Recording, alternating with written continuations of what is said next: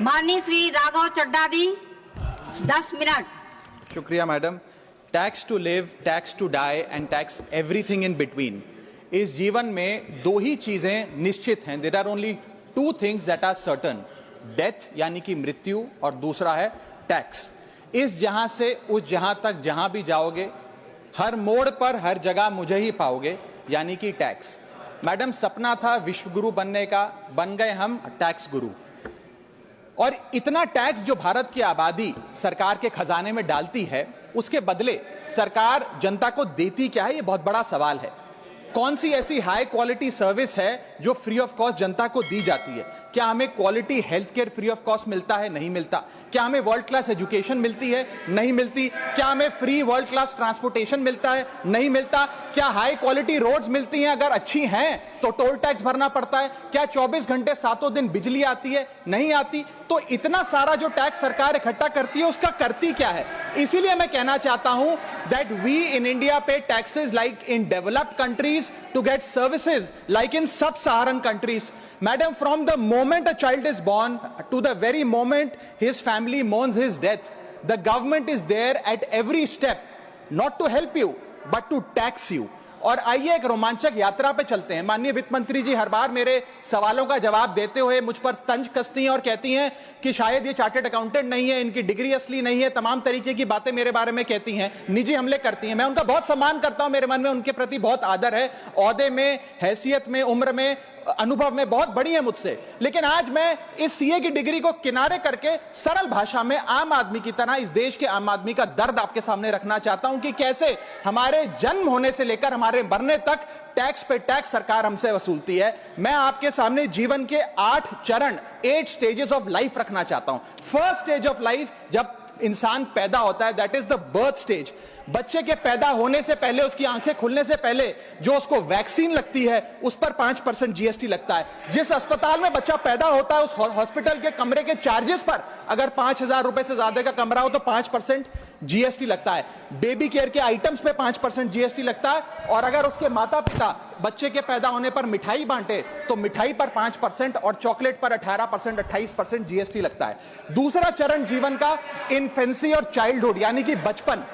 बचपन में baby food जो खरीदा जाता है उस पर 12 से 18% जीएसटी, डाइपर जो खरीदा जाता है उस पर 12% जीएसटी, बेबी स्ट्रोलर पे 5 से 12% जीएसटी, और जो खिलौने बच्चे को दिए जाते हैं उन खिलौनों पर भी 12% जीएसटी लिया जाता है। जब मुंडन होता है बच्चे का, पहला हेयर कट जिसे कहते हैं, उस हेयर कट की सर्विसेज पर भी 18% जीएसटी, और पहली बर्थडे पार्टी पर जो फोटोग्राफी होती है, फोटो खिंचवाई जाती है, उस फोटोग्राफी सर्विसेज पर भी 18% जीएसटी। यहां तक कि नामकरण की बर्थडे पार्टी जो की जाती है उस पर भी, केटरिंग सर्विसेज से लेकर खान पर 18% जीएसटी सरकार वसूलती है। अब बच्चा स्कूल जाना शुरू करता है तो स्कूल जाने पर यूनिफॉर्म से लेकर जूतों, स्कूल बैग, लंच बॉक्स, सब पर जीएसटी लगता है। 12% जीएसटी नोटबुक पर लगता है, 18% जीएसटी स्टेशनरी आइटम पर लगता है। और उसके बाद अगर कोई एक्स्ट्रा करिकुलर एक्टिविटी बच्चे को करनी हो, कोई म्यूजिक क्लास करनी हो या फिर कोई स्पोर्ट्स कोचिंग की क्लास वो ले ले, उस पर भी 18% जीएसटी देना पड़ता है। प्राइवेट ट्यूशन ले तो उस पर भी जीएसटी,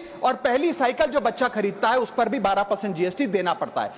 तीसरी अवस्था जीवन की, टीनेज ईयर्स, ये वो काल होता है जो सबसे मस्त मौला टाइम होता है जीवन का, बेहतरीन बेफिक्री का। इसमें बच्चा, यंग जवान लड़का लड़की अपना पहला स्मार्टफोन खरीदते हैं, उस स्मार्टफोन पर जीएसटी लगता है। अगर महंगा हो, विदेशी हो तो इंपोर्ट ड्यूटी भी लगती है।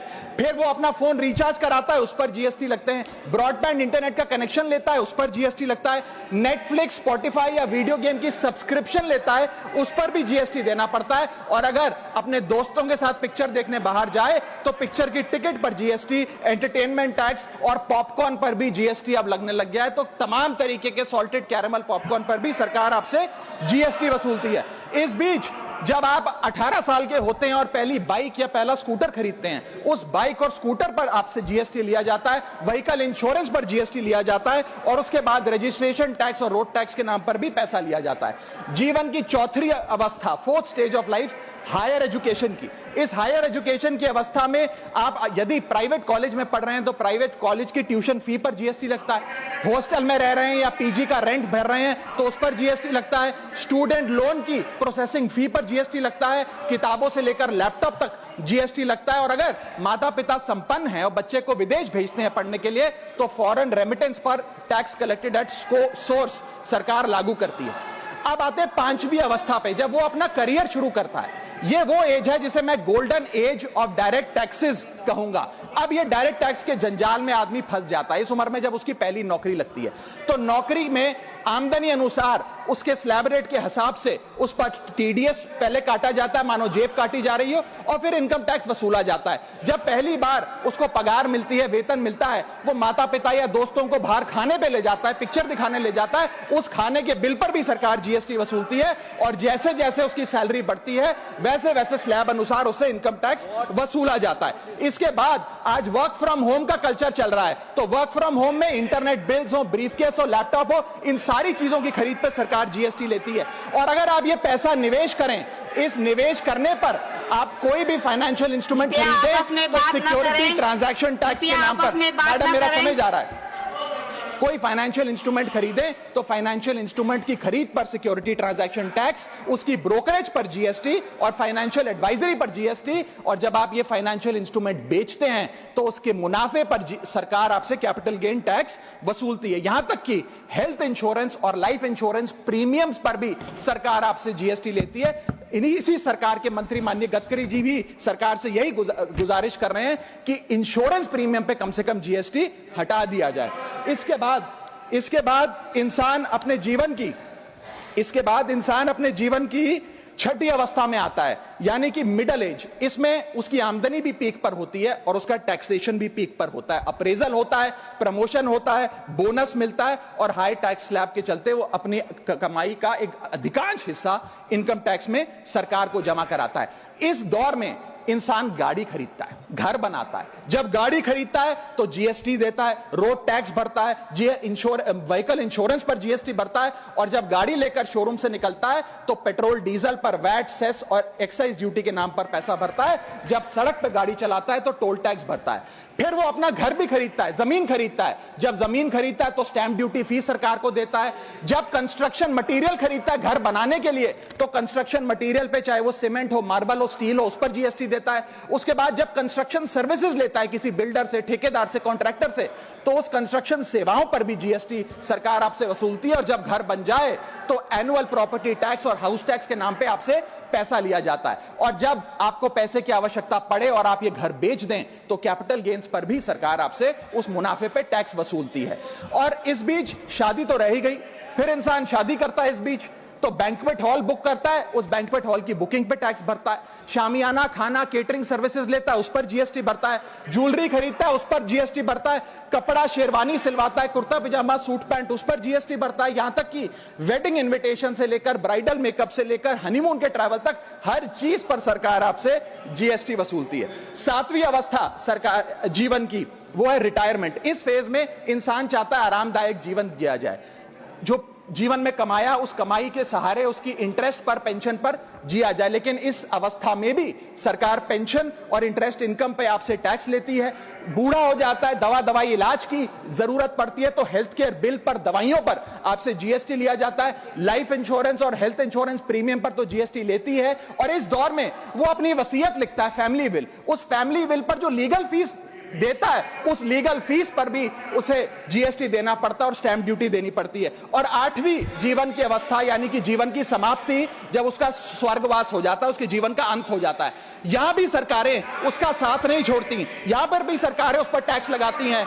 जब कोई इंसान मरता है तो उसके अंतिम संस्कार में देसी घी, चंदन वुड, नारियल, इत्तर जैसा सामान इस्तेमाल होता है, उस पर भी जीएसटी लगता है। और जब उसके मरने के उपरांत अखबार में ऑबिचुरी की इश्तेहार छपाया जाता है, उस पब्लिकेशन ऑफ ऑबिचुरी न्यूज़पेपर पर भी 5% सरकार जीएसटी लेती है। और मरने के बाद जब प्रॉपर्टी उसके बच्चों को या परिवार वालों को दी जाती है, उस म्यूटेशन पर भी सरकार आपसे ड्यूटी सेस लेती है। ये है life cycle of taxation model. लेकिन मैडम सबसे जरूरी बात यह है कि इतना टैक्स देने के बाद सरकारें हमें देती क्या है। मैं जानता हूं कि टैक्स सरकार के लिए जरूरी है, इस सरकार के लिए नहीं, जितनी सरकारें इस देश में रही सबने टैक्स लगाकर जनता से पैसा लिया। टैक्सेस वास्तव में जरूरी हैं, लेकिन सवाल यह है कि क्या ये टैक्सेस हमारी इकोनॉमी को बढ़ा रहे हैं या हमारी इकोनॉमी को खा रहे हैं? क्या इससे हमारी जिंदगी बेहतर हो रही है या हमारी जिंदगी बदतर हो रही है? इतने टैक्स लगाने की वजह से आज हमारी आमदनी घट रही है, इस वजह से खपत गिर रही है, कंजम्पशन गिर रही है, डिमांड नहीं बढ़ रही है और प्रोडक्शन गिर रही है। इस वजह से